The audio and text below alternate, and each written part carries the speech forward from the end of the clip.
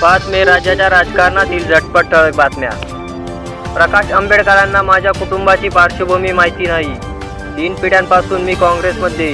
त्यांचे विधान हास्यास्पद. पृथ्वीराज चव्हाण यांचे वक्तव्य. सत्तेसाठी स्वाभिमान गहाण टाकणे माझ्याने शक्य नाही.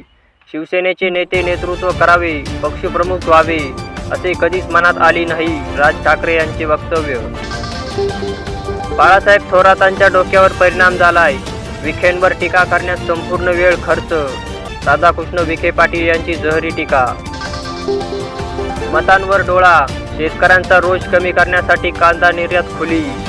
दरात 500 रुपये वाढ. 5 महिन्यानंतर उठवली बंदी. $550 प्रति क्विंटल लादले शुल्क.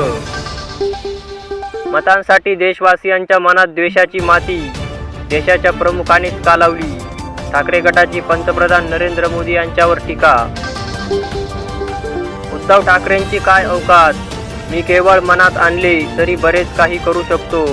माझ्या रस्त्यात येऊ नका. नारायण राणे यांचा पलटवार. मतदानाचा टक्का घसरणे चिंतेची गोष्ट. मतदानासाठी टक्केवारी वाढण्यासाठी पुण्यात ज्येष्ठ नागरिकांचे vote for strong government. Sanjay Raut मोठा गौप्यस्फोट करणार.